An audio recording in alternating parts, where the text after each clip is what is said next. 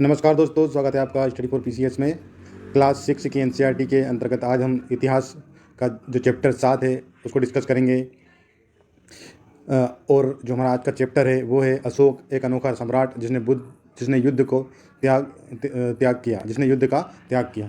तो ये हमारा आज का चैप्टर है कक्षा 6 के लिए। ये इतिहास की पुस्तक का चैप्टर 7 है।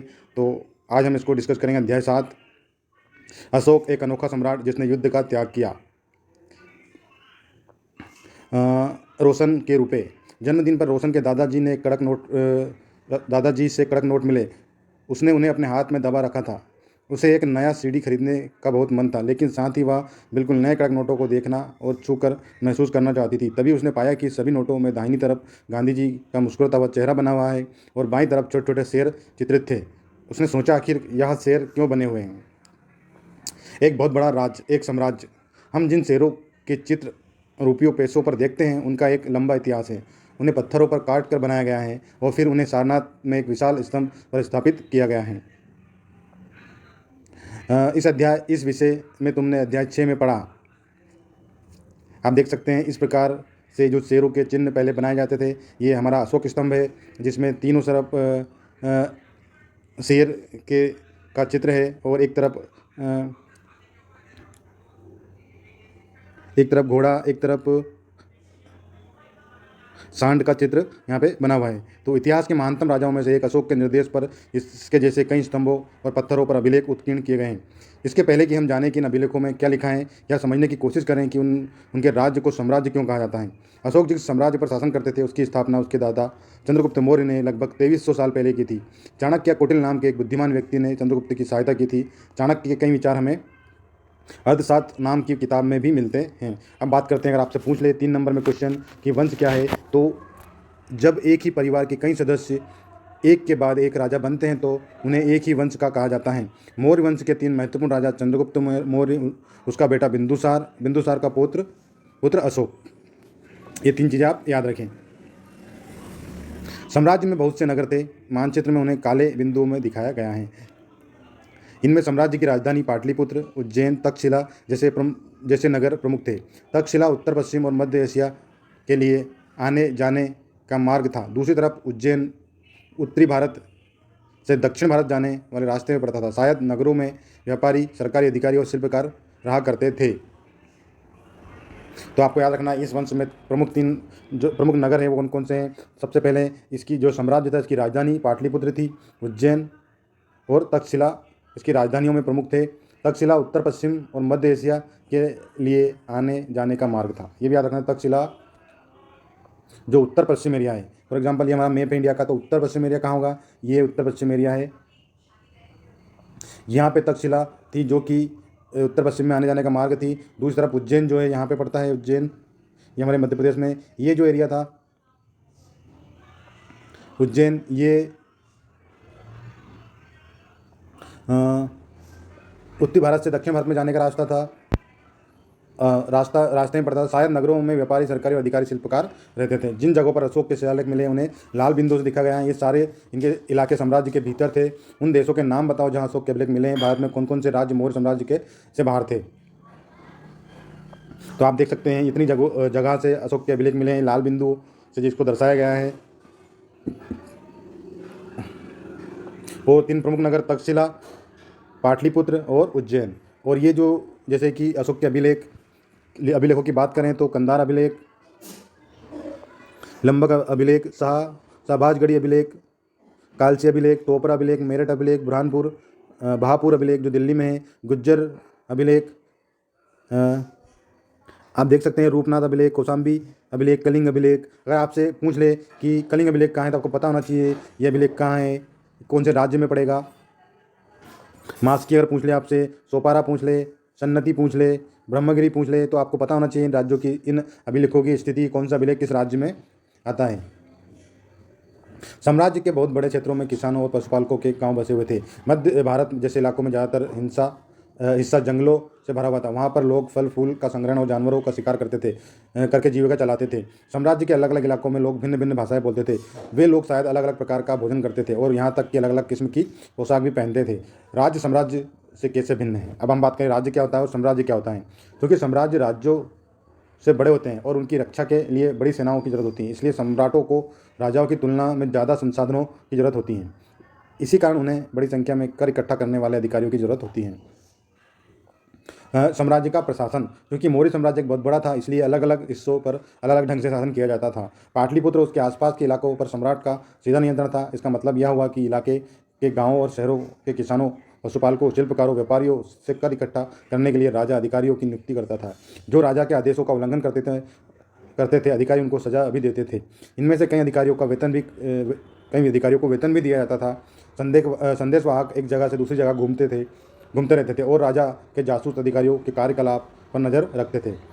इन सब के ऊपर सम्राट था, जो राज परिवार एवं वरिष्ठ मंत्रियों की सहायता से सब पर नियंत्रण रखता था। मौर्य साम्राज्य के भीतर कई छोटे छोटे क्षेत्र या प्रांत थे। इन पर तक्षशिला, उज्जैन जैसी प्रांतीय राजधानियों से शासन किया जाता था। कुछ हद तक पाटलिपुत्र से इन क्षेत्रों पर नियंत्रण रखा जाता था और अक्सर राजकुमारों और वहाँ का राज्यपाल बना कर भेजा जाता था। लेकिन ऐसा लगता है कि इन जगहों पर स्थानीय परंपरा और नियमों को ही माना जाता था। प्रादेशिक केंद्रों के बीच विस्तृत क्षेत्र थे। इनके इलाकों में मौर्य शासक सिर्फ मार्गों और नदियों पर नियंत्रण रखने की कोशिश करते थे, जो कि आवागमन के लिए महत्वपूर्ण है।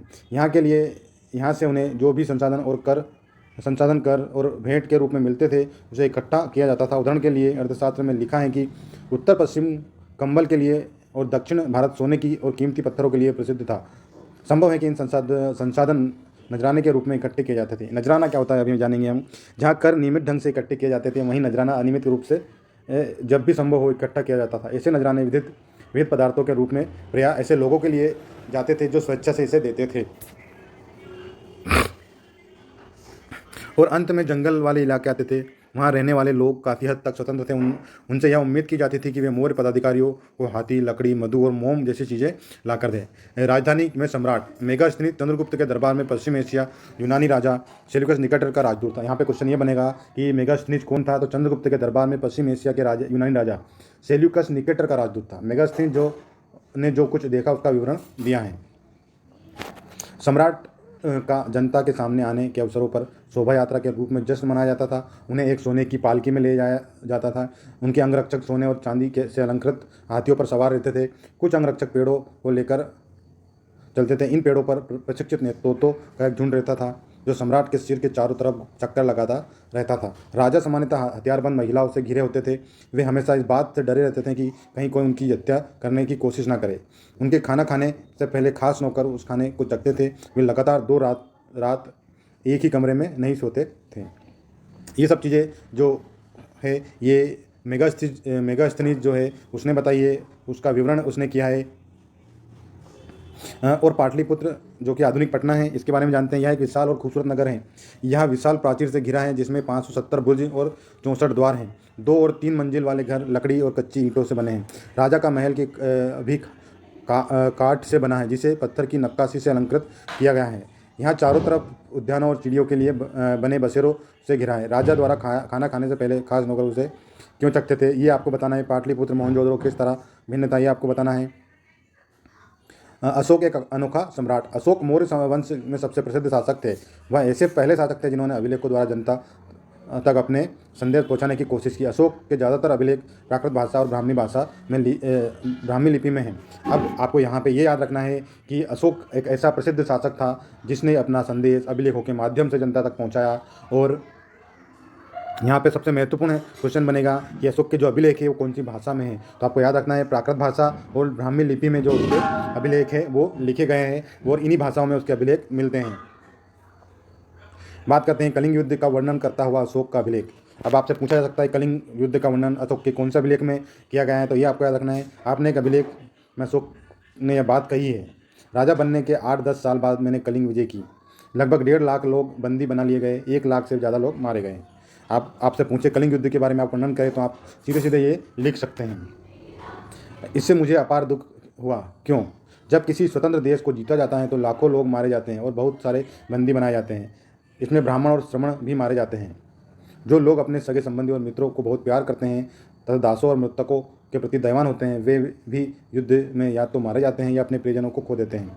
इसलिए मुझे पश्चाताप हो रहा है कि मैंने धर्म पालन करने एवं दूसरों को इसकी शिक्षा देने का निश्चय किया है।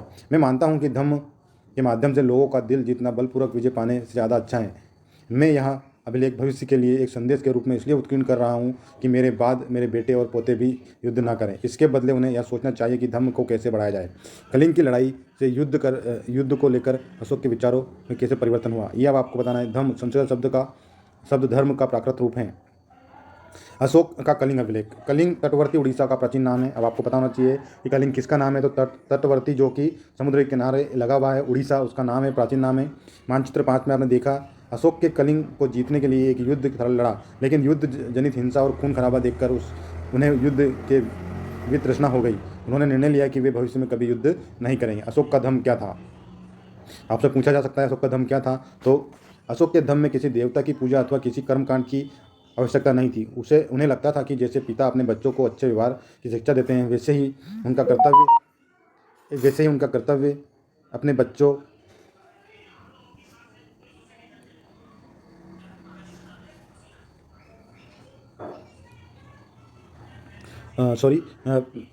अशोक के धर्म में किसी देवता की पूजा अथवा किसी कर्मकांड की आवश्यकता नहीं थी। उन्हें लगता था कि जैसे पिता अपने बच्चों को अच्छे व्यवहार की शिक्षा देते हैं, वैसे ही उनका कर्तव्य था कि वे अपनी प्रजा को निर्देश दें। वे बुद्ध के उपदेशों से भी प्रेरित हुए थे। उत्कृष्ट पालिश वाले पत्थर की मूर्ति को देखो, यह बिहार के रामपुरवा में मिले एक मौर्यकालीन स्तंभ का हिस्सा है। इसे राष्ट्रपति भवन में रखा गया है। यह उस समय की मूर्ति कला का एक नमूना है। ऐसी कई समस्याएं थी जिनके लिए उनमें संवेदना थी। उनके साम्राज्य से अलग धर्मों को मानने वाले लोग थे। उनके साम्राज्य में अलग धर्मों के मानने वाले लोग थे और इससे कई बार टकराव पैदा हो जाता था। जानवरों की बलि चढ़ाई जाती थी। दासों और नौकरों के साथ क्रूर व्यवहार किया जाता था। इसके अलावा परिवार में व पड़ोसियों के बीच भी झगड़े होते रहते थे। अशोक ने यह महसूस किया कि इन समस्याओं का निदान उनका कर्तव्य है। इसलिए उन्होंने धम्म महामात नाम के अधिकारी की नियुक्ति की, जो कि जगह जगह जाकर धम्म की शिक्षा देते थे। इसके अतिरिक्त अशोक ने अपने संदेश कई स्थानों पर शिलाओं और स्तंभों पर खुदवा दिए। अधिकारियों को यह निर्देश दिया कि वे राजा के संदेश को उन लोगों को पढ़कर सुनाए जो खुद पढ़ नहीं सकते। अशोक ने धम्म के विचारों को प्रसारित करने के लिए सीरिया, मिस्र, ग्रीस तथा श्रीलंका में दूत भेजे। अब आपसे क्वेश्चन यहाँ ये पूछा जा सकता है कि अशोक ने जो बुद्ध धर्म के प्रचार के लिए अपने जो दूत कहाँ कहाँ भेजे, तो आपको पता होना है अशोक ने अपने धर्म के विचारों के प्रसार करने के लिए सीरिया, मिस्र, ग्रीस तथा श्रीलंका में अपने दूत भेजे। और धम्म महामात के बारे में अगर आपसे पूछे कि धम्म महामात क्या है, तो आपको बताना चाहिए धम्म महामात नाम के अधिकारियों की नियुक्ति की गई थी, जो जगह जगह जाकर धम्म की शिक्षा देते थे। उन्होंने सड़कें बनवाई, कुएं खुदवाए और विश्राम गृह बनवाए। इसके अतिरिक्त उन्होंने मनुष्यों व जानवरों की चिकित्सा की व्यवस्था की। अपनी प्रजा के लिए अशोक के संदेश। लोग विभिन्न प्रकार के अवसरों पर अनुष्ठान करते हैं। उदाहरण के लिए जब वे बीमार होते हैं, जब उनके बच्चों का विवाह होता है, बच्चों को जन्म, और जब यात्रा शुरू करते हैं, तब वे तरह तरह के अनुष्ठान करते हैं। ये कर्मकांड किसी काम के नहीं हैं। इसके बदले यदि लोग दूसरी रीतियों को माने तो वह ज़्यादा फलदायी होगी। ये अन्य प्रकार की रीतियाँ क्या हैं? ये हैं अपने दासों और नौकरों के साथ अच्छा व्यवहार करना, बड़ों का आदर करना, सभी जीवों पर दया करना और ब्राह्मणों और श्रमणों को दान देना। अपने धर्म की प्रशंसा या दूसरों की धर्म की निंदा करना, दोनों ही बातें गलत हैं। हर किसी को दूसरे धर्म का आदर करना चाहिए। यदि कोई अपने धर्म की बड़ाई करे और दूसरों के धर्म की बुराई करता है तो वह वास्तव में अपने धर्म को ज़्यादा नुकसान पहुंचा रहा है। इसलिए हर किसी को दूसरे के धर्म की प्रमुख विश्वासों को समझने की कोशिश करते हुए उसका आदर करना चाहिए। तो ये जो बातें हैं ये अशोक के द्वारा बताई गई है। यहाँ पे जो उन्होंने कहा है कि अपने दासों और नौकरों के साथ अच्छा व्यवहार करें, बड़ों का आदर करना चाहिए, सभी जीवों पर दया करना चाहिए। और ये उन्होंने कहा है ब्राह्मणों और श्रमणों।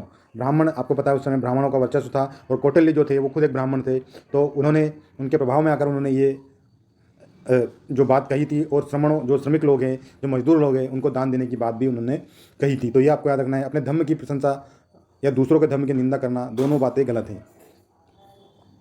हर किसी को दूसरे के धर्म का आदर करना चाहिए, ये भी उन्होंने कहा है। यदि कोई अपने धर्म की बड़ाई और दूसरों के धर्म की बुराई करता है तो वह वास्तव में अपने धर्म को ज़्यादा नुकसान पहुंचा रहा है। इसलिए हर किसी को दूसरे के धर्म के प्रमुख विश्वासों को समझने की कोशिश करते हुए उनका आदर करना चाहिए।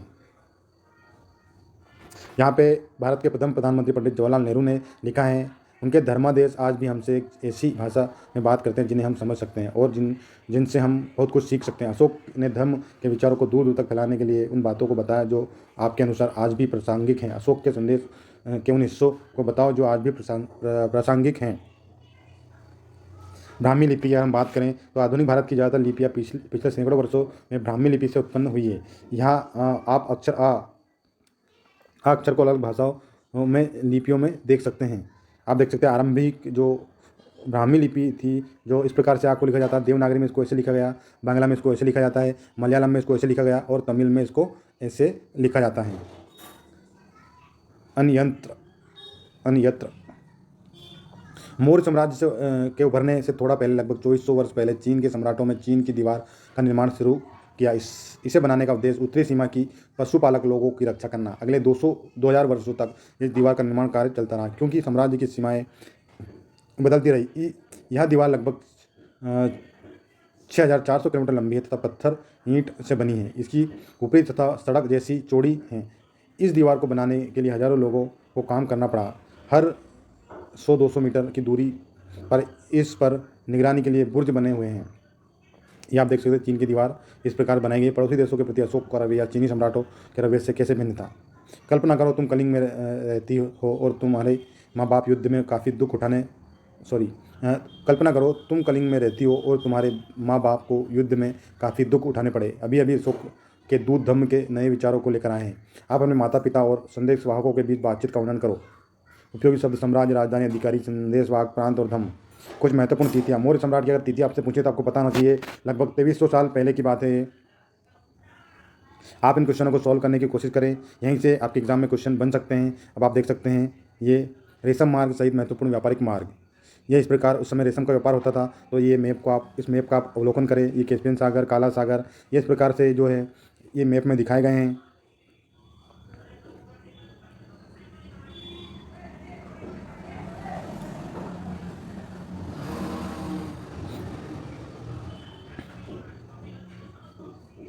आप ये सब पढ़ लीजिएगा। ये था हमारा आज का लेक्चर। अगर वीडियो आपको पसंद आए तो चैनल को लाइक, शेयर और सब्सक्राइब करना ना भूलें। साथ ही बेल आइकन को दबा लें ताकि आने वाले सभी वीडियो के नोटिफिकेशन आप तक पहुंच जाए। और हाँ दोस्तों, एक और बात, आप इसमें से जो भी आपको महत्वपूर्ण लगे वो आप नोट करते चले जाएं। वैसे तो मैं बता दूंगा क्या क्या इसमें महत्वपूर्ण है, लेकिन फिर भी आपको भी अगर कोई चीज़ महत्वपूर्ण लगती है तो आप उसको तुरंत कॉपी में नोट कर लें, ताकि आप किसी भी एग्ज़ाम में बैठें और यहाँ से अगर क्वेश्चन बने तो आप डेफिनेटली उसको आसानी से सॉल्व कर सकें।